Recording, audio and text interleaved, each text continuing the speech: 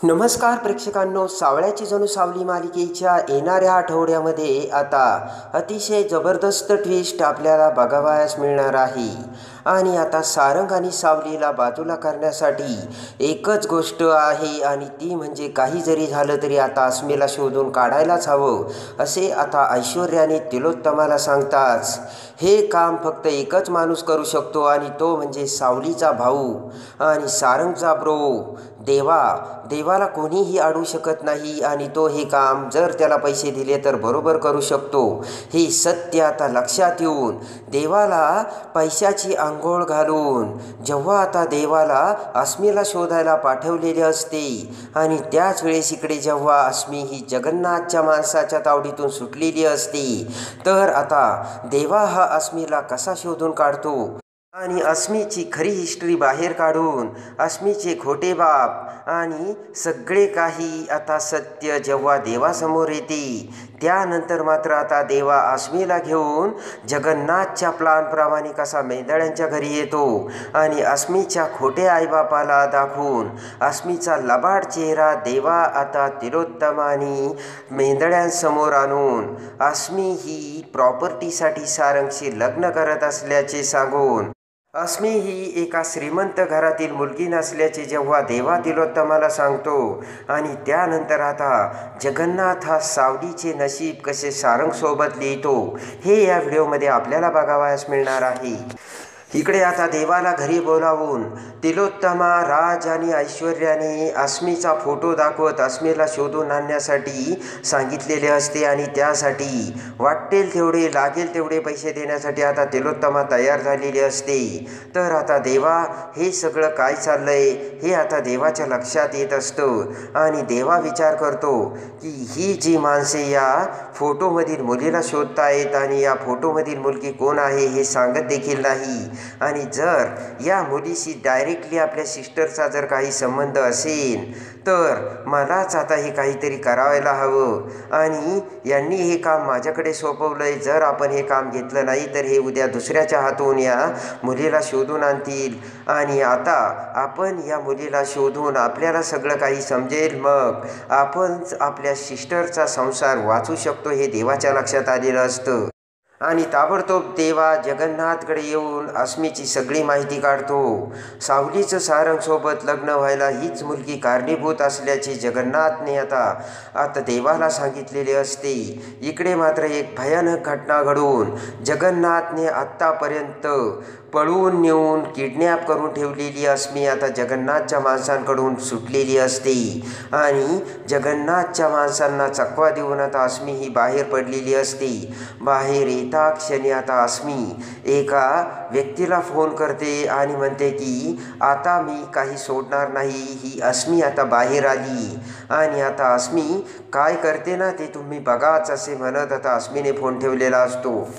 इकडे आता जगन्नाथला अस्मी सुटल्याचे कळताच जगन्नाथला मोठा धक्का बसतो आणि जगन्नाथ विचार करतो की आता ही अस्मी तर सुटलेली आहे आणि आता ही पुन्हा सारंगसोबत एकत्र येऊन सारंगला आपल्या जाळ्यात ओढून वश करण्याचा प्रयत्न करेल. सारंगची प्रॉपर्टी हडप करण्यासाठी पुन्हा ही सारंगसोबत लग्न करण्याचा प्रयत्न करील.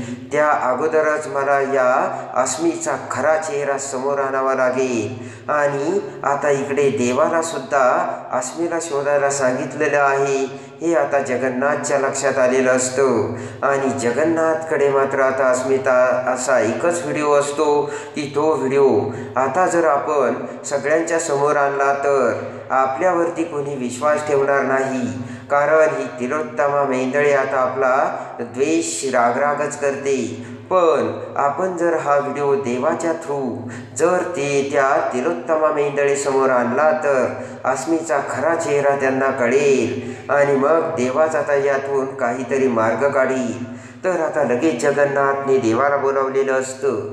घडलेली सगळी हकीकत आता जगन्नाथ देवाला सांगतो आणि म्हणतो की हे बघ, मी तुला ती मुलगी सुटली, आत्तापर्यंत त्या मुलीला किडनॅप करून मी ठेवलं होतं. सारंग आणि सावलीचं लग्न झालं पण ती मुलगी फक्त सारंगच्या प्रॉपर्टीकडे तिचे लक्ष होते. तिला फक्त सारंगसोबत प्रॉपर्टीसाठी लग्न करायचं होतं. एकदा का लग्न झालं त्यानंतर आता ती सारंगला डिवोर्स देणार होती आणि प्रॉपर्टी हडप करणार होती. हे मला अगोदरच कळलं आणि म्हणून मी तिला किडनॅप करून ठेवलं होतं, पण ती माझ्या हातातून सटकली. ती ऐकताच देवा म्हणतो की मानलेले फादर, अहो काय बोलताय तुम्ही? तर आता जगन्नाथ म्हणतो की हो, तुला माझा विश्वास वाटत नाही का? तर थांब असे म्हणत आता जगन्नाथ देवाला तो अस्मीचा तिच्या खोट्या बाबासोबतचा व्हिडिओ दाखवतो आणि म्हणतो की हा हिचा आहे खरा चेहरा. त्या व्हिडिओमध्ये अस्मीने सांगितलेले असते की तुम्हाला आता रुपयामध्ये नाही तर करोडोमध्ये खेळावा लागणार आहे, कारण ही अस्मिना आता त्या सारंगसोबत लग्न करून त्यानंतर त्या सारंगला डिवोर्स देऊन त्याची प्रॉपर्टीची मालकीण होणार आहे. आणि तुम्ही जर या प्लॅनमध्ये मला साथ दिली तर मी तुम्हाला करोडपती बनवीन, असे आता अस्मीने खोटा बाप बनवलेल्या त्या माणसाला सांगितलेले असते आणि ते देखील खुश झालेले असतात. आणि त्या क्षणी तो व्हिडिओ बघून देवासमोर अस्मीचा खरा चेहरा आलेला असतो.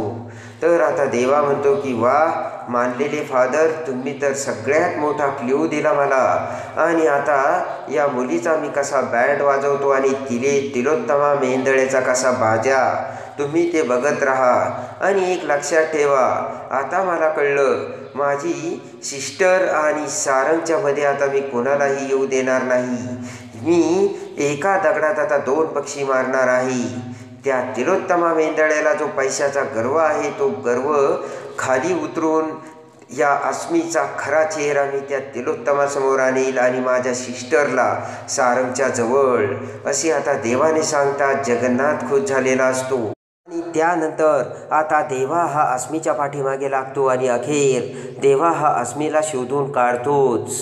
आणि जेव्हा आता देवा हा अस्मीला शोधून काढतो आणि आता अखेर अस्मीला पकडून देवा हा अखेर आता अस्मीला मेंदळ्यांच्या समोर घेऊन येतो. आणि देवाने अस्मीला आणलेले बघून आता इकडे तिलोत्तमा राज सगळ्यांना मोठा आनंद झालेला असतो. आणि देवा म्हणतो की अखेर तुम्ही मला जो फोटो दिला होता त्या फोटोतील मुलीला मी आणलं आणि ही तीच.